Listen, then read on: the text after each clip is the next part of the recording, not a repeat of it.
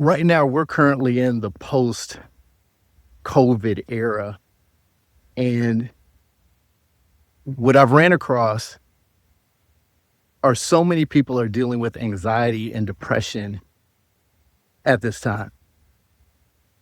Especially in my circle of friends, I ran into numerous people that have had to deal with anxiety, deep depression, suffering from losing jobs, divorce, sickness, definitely dealing with long COVID, and just a numerous amount of different things that we're dealing with in our society. So it's not surprising that everyone around the world has been dealing with depression at an all-time high. Psychologists have been having hundreds and hundreds of patients that have been dealing with depression on a whole different level that we probably hadn't seen since post-war time. We know that PTSD is extremely big. We know that suicide has gone up in vast numbers.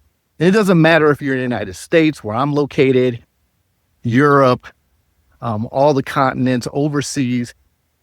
No one has been immune from depression and anxiety. And so this is part of what I wanted to discuss is, where is Christ in the middle of all of this? We're going through changes in our society. Of course, here in the United States, we have just had a new election, and with it has been a huge reorganization that's affecting hundreds of thousands of Americans over here. We're dealing with war overseas. We got Ukraine, Russia, Israel. We're dealing with protests. We're dealing with deaths that are going on around us. And we see that it's almost because of things that are biblical that we're dealing with. Stop. And so, because of that, people are going through a lot of stuff. So, today I want to discuss this issue. And not only that, I'm going to share a story about myself, because going through the military, I really thought that, well, maybe I'm a little bit too disciplined and strong-minded to deal with depression. And so as I had friends and colleagues that were dealing with different things, it used to perplex me. I was like, man, can I be depressed? I don't think I've ever felt depression before. I don't really think I understand it. And so that was really puzzling for me so I'm going to share the story. So until it was probably right at the beginning of 2021, I'd already lost my best friend, and he had liver failure, kidney failure, and he was younger than me. That was a really big hit for me because we were really tight. So that put me in a different place, losing my best friend of many years. At the time, my business was struggling and going through some ups and downs. And not only that, I felt like I was losing everything at that point in my business. And so because of that, it definitely put me over the edge to start feeling the hopelessness. And that was the beginning. So at that time, going through a tunnel, guys. So at that time, it was actually my anniversary night. And the next day, hey. And so the next day, I woke up and my wife and I, we were in downtown Atlanta. Had a fantastic time for our anniversary, but I felt this really deep hopelessness that I've never felt before, this despair.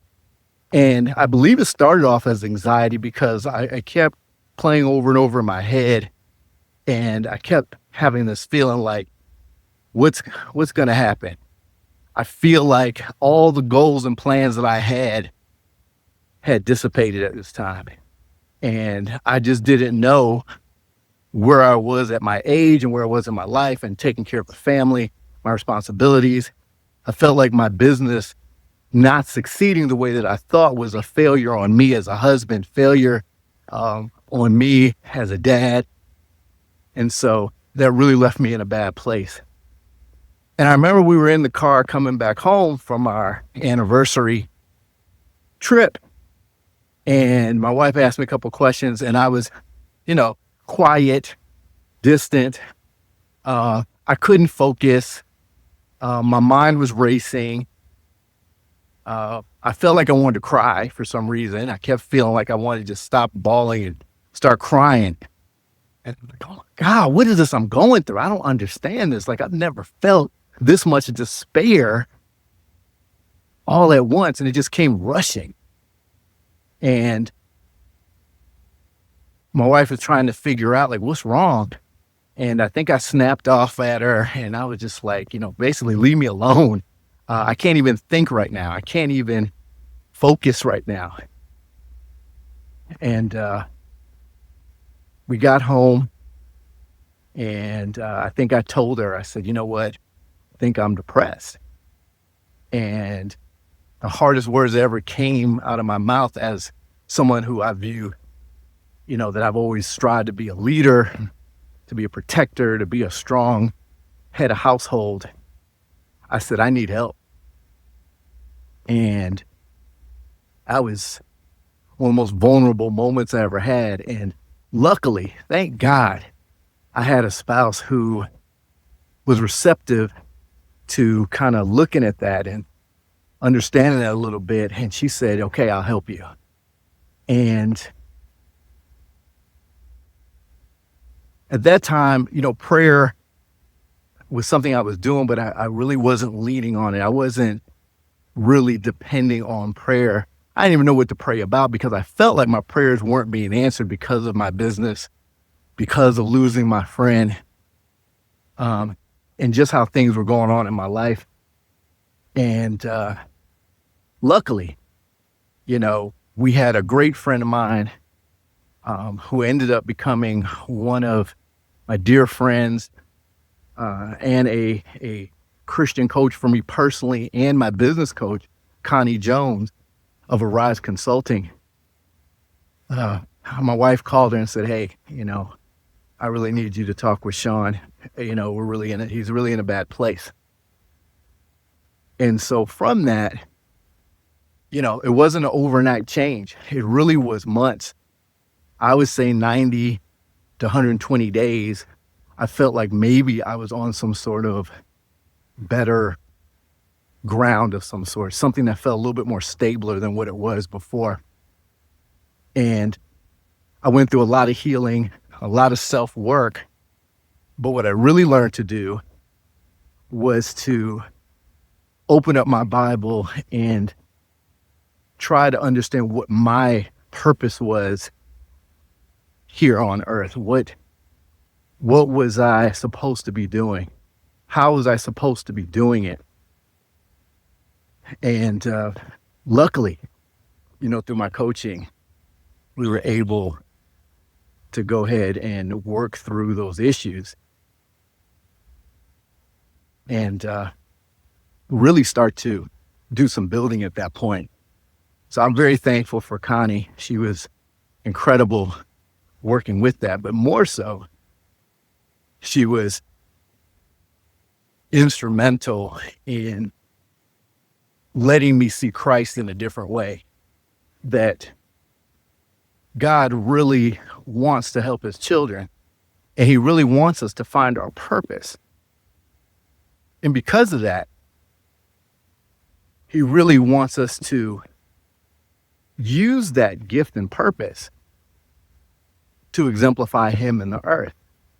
The problem is I took a business and I made it my identity. I put everything into it.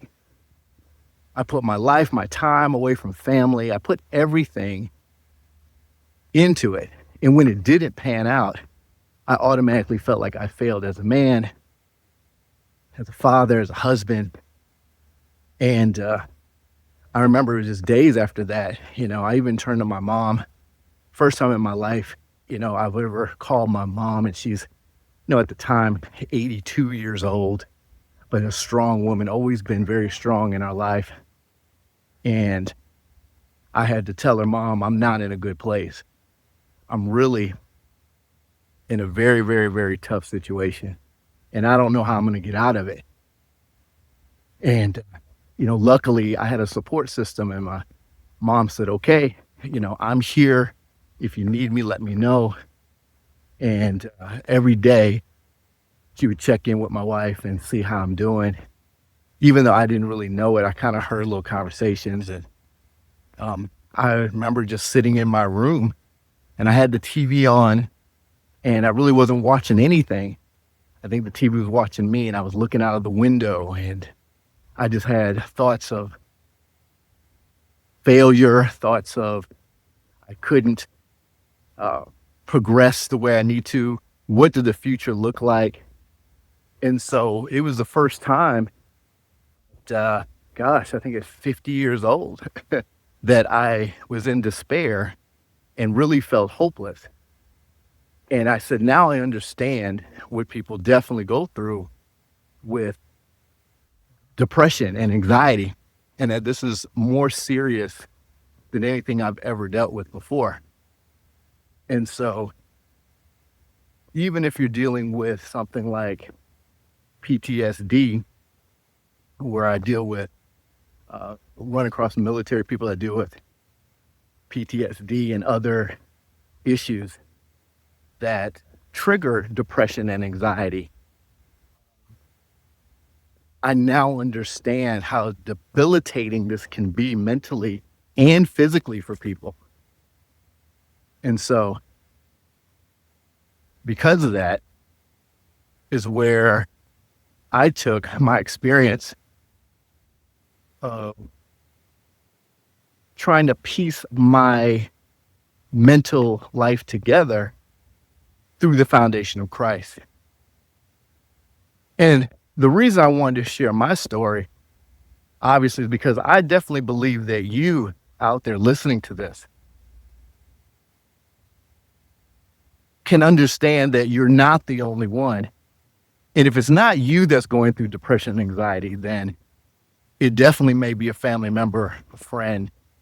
It may be somebody that's very dear and close to you. And so,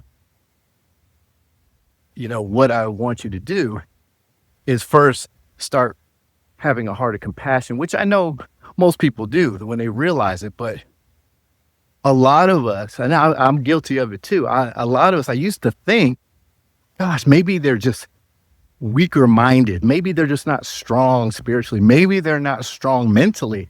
Maybe there's some issue. How does someone chronically go through depression? How does someone chronically go through anxiety and panic attacks and things of that nature? And so we have to understand that as a creature of God that was made in sin, we're susceptible to all things that make us vulnerable. And the only medicine that I see that can bring you to the other side is having a foundation in Jesus Christ. Now, how does Jesus do that? God does that through therapists, through social workers, through psychologists and other people that understand the human mind.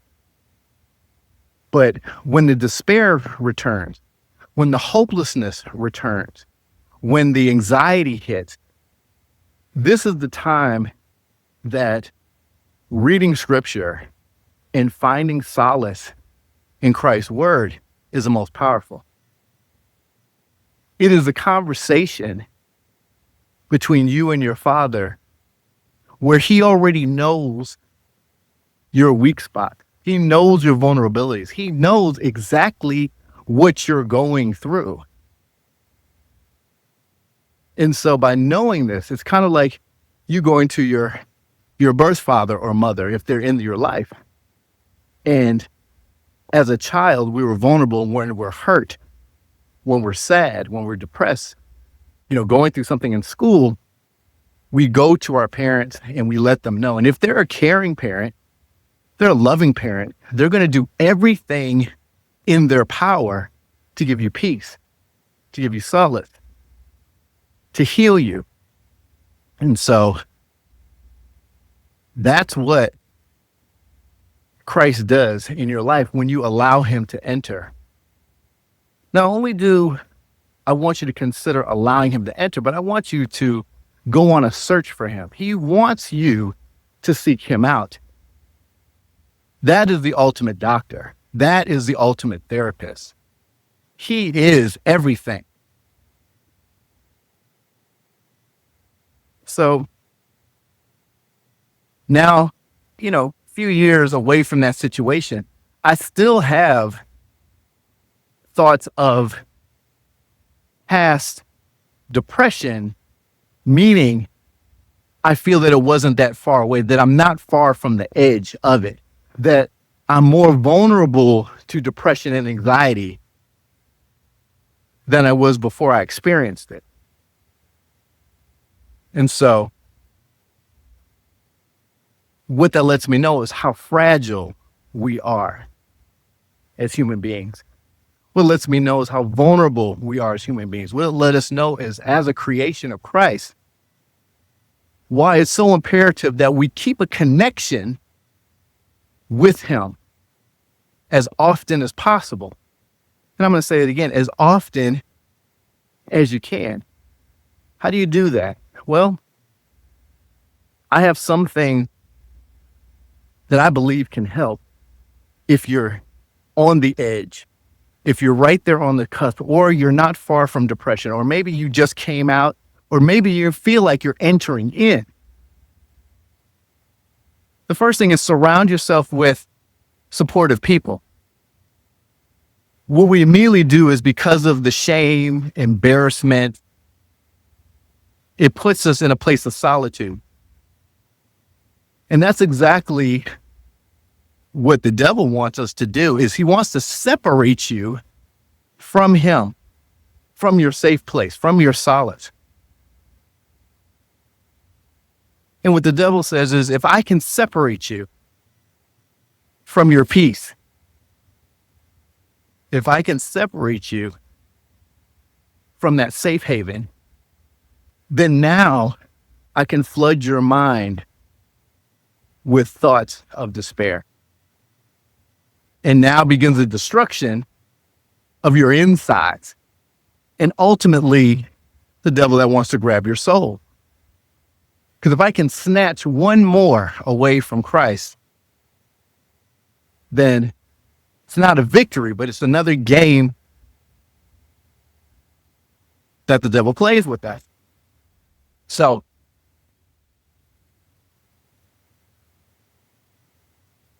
first thing is, surround yourself with people who can be your support group. Find a person in your circle, at your job, definitely in church if you attend. If not, find someone who seems like they have a belief that's stronger than yours, and you've seen them go through adversity and they've overcame it. And even though you don't know exactly what they went through, you still can tell that they came out the other side whole. They came out the other side still walking, talking, and acting like everything is still together. That's the first thing. Okay? When you find that support, you want to just kind of let them know what's going on. This is something that you're going to have to work out, but you don't have to work it out all by yourself. You're going to work it out with support and people that hopefully have a foundation in Christ, because that's going to be the backbone and the foundation of what you need to get over it. Second thing is, if you struggled reading the Bible, this is the perfect time to pick it up. And I really wish someone had pressed me a little bit more to read. And here's the thing, if you don't want to read, then get the Bible audio. And I want you to listen to people in the Bible that have gone through great struggles. Okay? Listen to the apostles and how they were tormented or tortured or persecuted for their belief. How at times they weren't living the greatest life. They didn't have a Airbnb to live in. They didn't have this comfortable air conditioning car. They didn't have a maid cooking them food everywhere they went. It could be pretty tough, and it can also be depressing. So I encourage you to get in your word and at least pick a chapter out and just read. Now, when you're depressed, you're not going to absorb exactly what you read. So you're going to have to read it again and read more or listen more. Or if you feel that you could listen to some Christian or gospel music of some sort that gives you some peace and truth, that can help. The next thing I encourage you to do is to get out of wherever you're hiding. Get out wherever you're hiding. If you're hiding in your room with the blinds closed, I need you to get outside. If you're hiding in your mom's basement, I need you to come from there. If you're hiding in the bathroom and you're crying, I need you to get out of there. If you're hiding in your car at night because you can't talk to anybody inside your house of what you're going on, and the only place of peace you have is inside of your car, I need you to get out and I need you to walk. I need you to walk around nature like I'm doing now and understand that God is all around you. He's the peace in the storm. When you see these trees go through storms and they still survive, it lets you know that you can go through whatever storm and you can survive. You will not die if you don't let it kill you. It's so important that you get out and let the devil know he's not grabbing a hold of you just yet. Okay? Nowhere in here can we give up. Nowhere in here can we give in. We have to let every day go by. It's going to be a minute by minute thing. One thing I realized, that getting over and getting back into a place just of survival is not an overnight thing. It's a fight every single day to keep your mental peace.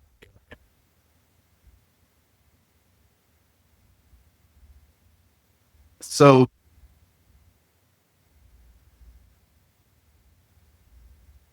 if you're someone who is around someone or encounters someone who is depressed, I need you to reach out to them. I need you as a supporter to check on them daily. And don't assume, even though they say everything is okay, you know as a friend, as a family member, as a child, as a mother, father, you know something's going on. You have that intuition and sense that tells you something isn't right. Listen to that little voice inside that is alerting you that something isn't right. And start checking on that person daily. Start giving them a phone call, start giving them a text, and if they don't respond, you need to see them. And what you need to do is take them out. Take them out of that space. Okay? Don't let them shut the door on you. Don't let them close in the closet and lock it. Don't let them sit in the car all night long without conversing with them and finding out what's going on. Don't let them struggle by themselves. Don't assume, because we've lost too many brothers and sisters to suicide because, oh, they said they were okay. But you knew deep down, your spirit told you something wasn't right.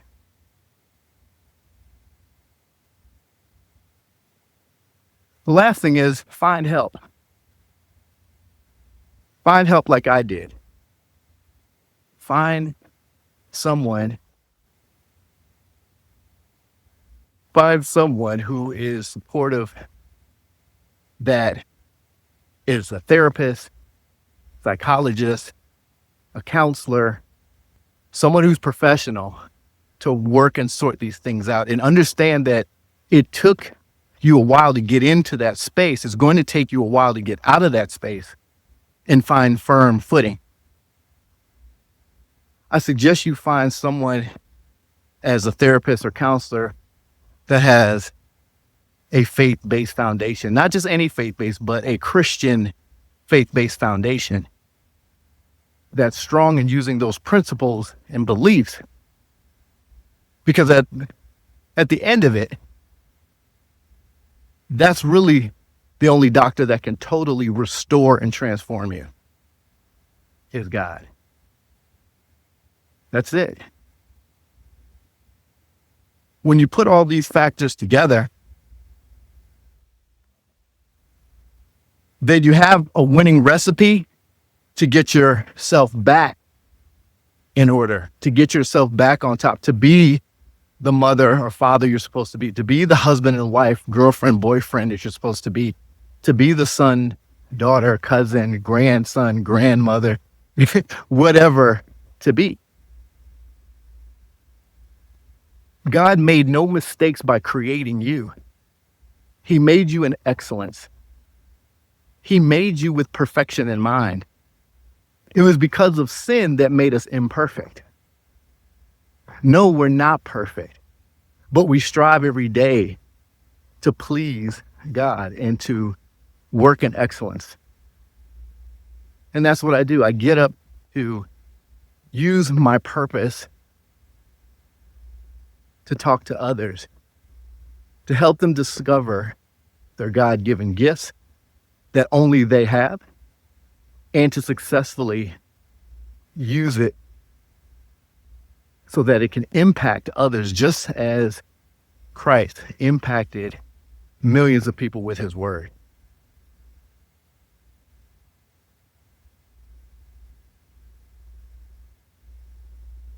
Don't give up. Don't hold on to past hurts. Don't hold on to past traumas. Don't hold on to past relationships. People cannot define you. If your mother or father told you that you weren't anything, that's not true. You're a child of God as a believer. Don't let them tell you that you'll be nothing. That's not true. You are a child of the Most High. Don't let them tell you that you don't have a purpose, because there's nothing made in this earth that doesn't have a purpose. There's not a person or thing that's made that doesn't have a real purpose.